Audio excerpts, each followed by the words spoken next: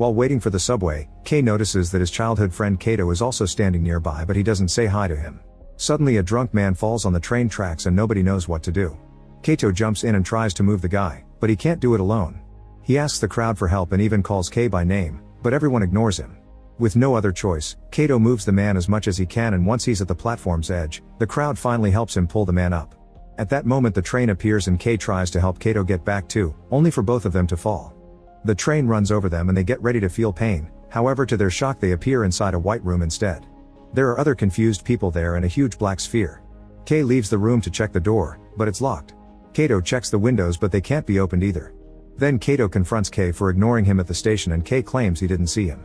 While they wondered what happened, the other people confirm that they also died and woke up in this room.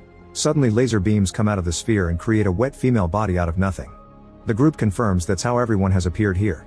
Since the woman is naked, Hiroshi tries to stare at her body, so Kato covers her with his jacket while ignoring Hiroshi's protests. Then the sphere plays a wake-up song before a message appears on its screen. It says that their old lives are gone and the sphere gets to choose how they'll live their new ones. The sphere shows them a portrait of an onion alien and tells them to kill him. When the sphere opens, they find a bunch of guns inside and a man connected to the computer. He's unconscious and doesn't react when they poke him. There also are a bunch of suitcases with their names and they open them to find some strange suits. Nobody dares to put them on except for Kishimoto, who is wary too but needs to cover up her naked body. Kei notices that Nishi is already wearing the suit under his hoodie. While they inspect the guns, Suzuki shares that he remembers being sedated and taken to the hospital after a car accident, so they wonder if they're all hallucinating because of medicine, a coma, or an experiment. The sphere tells them to go as a countdown appears on the screen.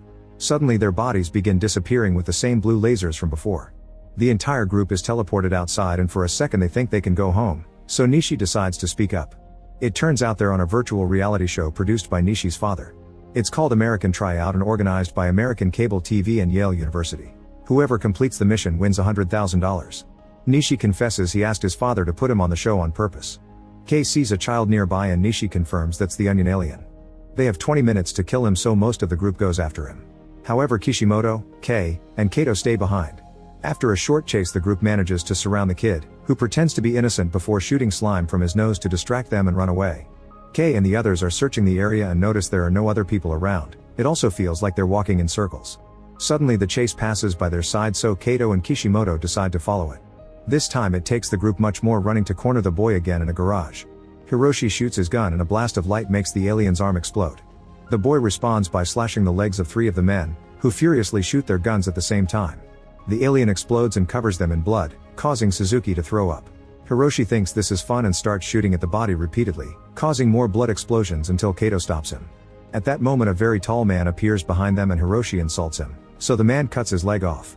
Then he lifts him by the head, so Hiroshi shakes his arms trying to break free.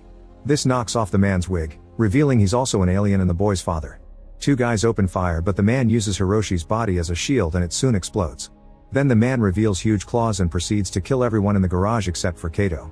Kei hears the screaming and follows it to find the alien about to end his friend too, but suddenly Kishimoto tackles the man and sends him flying against a wall. Her suit is glowing blue, which means it's providing her with improved strength and speed. When the alien recovers, Kei rushes to hide behind a van.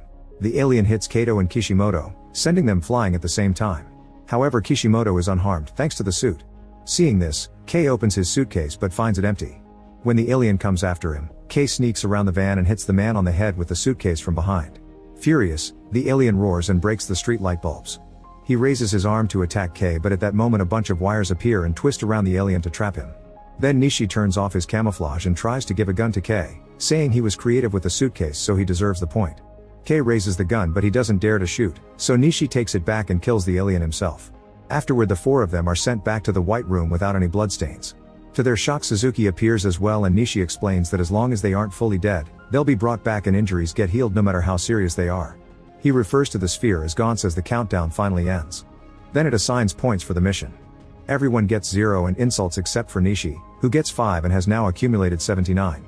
The pictures of the men who died in the garage are added to the long list of all the people who have been dying in the show. Nishi explains their mission is to kill space invaders and calls a few deaths awesome, causing Kato to grab him by his hoodie and ask why he didn't help them. Using the suit's strength, Nishi painfully removes Katie's hands while calling him a hypocrite. He only stops when Kei threatens to shoot him. Kei wants more answers, but then Gaunt's glows and everyone disappears. The next morning Kei wakes up in his bedroom and assumes everything was a dream. However, at the subway station he sees a sign about 2 passengers getting hit by the train. Later at college, some students talk badly about Kei while Kojima secretly draws him. After class she tries to befriend him, but Kei doesn't pay much attention to her.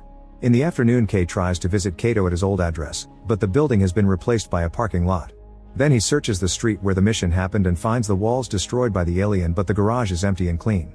At that moment Kishimoto arrives and says she remembers everything too, she even has the suit. This confirms it was real, but they can't go to the police because nobody will believe them. Then Kishimoto asks Kei if she can stay at his house. When they get there, she explains she lives with her boyfriend and they recently broke up. She tried to self-delete in the shower, but instead she woke up in the white room. Kishimoto has the jacket Kato lent her, and in a pocket they find his notebook. Kei reads it to look for a new address and learns that Kato is on parole. He remembers that Kato never went to high school and his father was violent, which could explain a life turned to crime. Meanwhile, Kato has a nightmare about the death of the alien child. When he wakes up he goes to the bathroom and his brother Ayumu checks on him, but Kato tells him everything's fine. After the boy goes back to bed, the blue lasers take Kato's body and send him to the white room. Kei and the other survivors from the last mission are already there, plus 3 new people consisting of a young woman, a grandmother, and a crying child. Gantz plays the wake-up song and tells them that today's target is the Tanaka alien. Nishi tells them they can never escape Gantz and any deaths will just be replaced. Kei and Kato realize that Nishi used the 3 men yesterday as bait. Then Nishi and 2 new people are already being teleported, so the others rush to grab the weapons and the suits. The child and the grandmother are the first ones to appear in a parking lot and they're immediately found by the alien, who opens his mouth to reveal a bright light. When Kei also arrives he's horrified to find the bodies on the ground. The alien is waiting nearby while listening to music and Kei wants to shoot it, but his gun hand hasn't finished appearing. When the alien sees him it opens fire, and Kei defends himself at the last second. Kei is hit by the blast but the suit keeps him safe, while his own shot destroys the alien's boombox. Furious, the alien shoots again, however he aims at Nishi to get him out of camouflage mode. Nishi lands on top of a vent and the alien jumps to tackle him right through it. On the lower floor, they land on a car and the alien starts beating Nishi up. It's so strong that it breaks the suit, and the alien gets ready to shoot him. After some hesitation, Kato jumps in and grabs the alien to make it shoot the wall instead. When they fall to the floor, the alien turns its head and prepares another shot, but Kato jumps to make it fail again. The alien tries to escape from his hold, but Kato starts squeezing, and with the strength provided by the suit he manages to put it out. Kei rushes to check on a bleeding Nishi, who tells him to get 100 points to revive him and then dies. Suddenly the alien appears behind Kato and punches him down. Then it turns to shoot at Kishimoto, but Kato tackles her to save her and the shot destroys a few cars instead. The alien starts hitting Kato, who pushes Kishimoto out of the way to protect her again. Kei wants to shoot it, but he can't because he would hurt his friends. When the alien gets ready to shoot Kato, Kishimoto grabs a pipe and begins hitting its head with it, causing the shot to destroy the power switches instead. The creature comes after Kishimoto and grabs her arm, so she kicks him in the groin, but nothing happens. It throws her away and Kato catches her just in time. Afterward the alien chases after Kei and corners him against a car to start hitting him. Kei's suit begins inflating and gives him enough strength to punch the alien, making it crash against the ceiling. When the alien tries attacking him again, Kei begins punching it against a car and they end up falling through the window. Now the alien can start hitting it again and opens its mouth to prepare a shot, however Kei covers it with his gun and shoots to destroy its head from inside. The alien dies with a small explosion that destroys the car too, and the others worry as they start to disappear. Kei has lost a leg and an arm and has to helplessly watch how the car's leaking gas touches the broken power box, causing a bigger explosion. In the white room, Kato demands to know what happened to Kei. Gantz then activates and brings Kei to in perfect health. Nobody gets any points except for Kei, who gets 7. A message says there are 93 points to go before adding today's deaths to the collection. Kei asks what happens when someone gets 100 points, so Gantz explains they can choose between resurrecting any player they like or wiping their memory and being released. The next morning, Kei wakes up with the suit still on and he tests it by destroying a pan with just his hands. After covering the suit with normal clothes, Kei spends his day doing some tests like making big jumps all over town. When he's about to test if he can do it on rooftops, he gets a call from Kojima to invite him to a coffee shop. They meet for a snack and Kojima shares her art. In return, Kei shares that he used to protect Kato from mean boys at school. Meanwhile, Kishimoto visits Kato to return his jacket. He confesses that he was in juvie because he killed his father, who always came home drunk and beat Ayumu. Later, Kato watches the news and notices the police investigating the damage in the garage.